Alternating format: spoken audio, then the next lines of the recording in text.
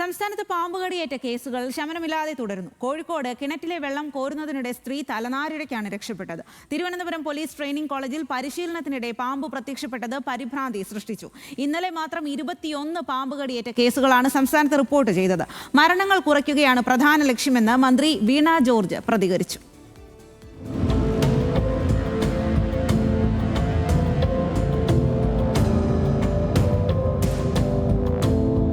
കോഴിക്കോട് കാരാശ്ശേരി പഞ്ചായത്തിലെ മുരിങ്ങമ്പുരായി തൂങ്ങലിലെ വീട്ടിൽ നിന്നാണ് ശംഖുവരയനെ പിടികൂടിയത്.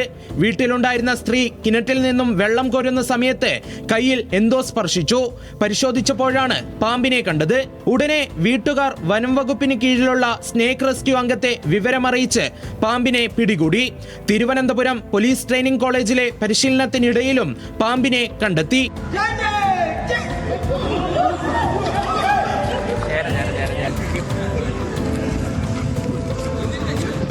ഇന്ന് രാവിലെ നടന്ന പരിശീലന പരിപാടിക്കിടയിലാണ് ചേരയെ കണ്ടെത്തിയത്.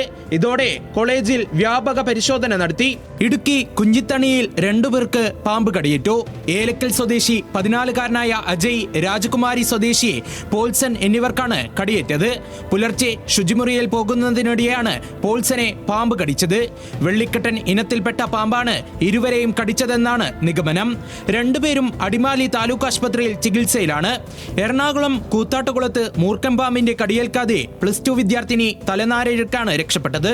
കിടപ്പുമുറിയിലേക്ക് മൂർഖൻ ഇഴഞ്ഞെത്തുന്നത് കണ്ട കുട്ടി കട്ടിലിന് മുകളിൽ കയറി നിന്നാണ് രക്ഷപ്പെട്ടത്. സ്നേക്ക് റെസ്ക്യൂ ടീം അംഗമെത്തിയാണ് പാമ്പിനെ പിടികൂടിയത്.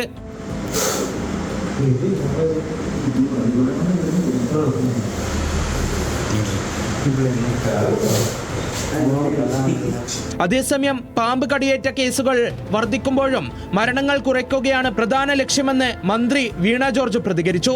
സംസ്ഥാനത്ത് ആവശ്യാനുസരണം ആന്റിവെനം എത്തിച്ചിട്ടുണ്ടെന്നും മന്ത്രി ഡൽഹിയിൽ വ്യക്തമാക്കി. സംസ്ഥാനത്ത് ഇന്നലെ മാത്രം 21 പാമ്പ് കടിയേറ്റ കേസുകളാണ് 108 ആംബുലൻസ് സർവീസ് വഴി റിപ്പോർട്ട് ചെയ്തത്. 5 പേർക്ക് കടിയേറ്റ കോഴിക്കോടാണ് ഏറ്റവും കൂടുതൽ കേസുകൾ. പാമ്പ് കടിയേറ്റതായി സംശയിക്കുന്ന 8 കേസുകളും റിപ്പോർട്ട് ചെയ്തു. ന്യൂസ് മലയാളം, തിരുവനന്തപുരം.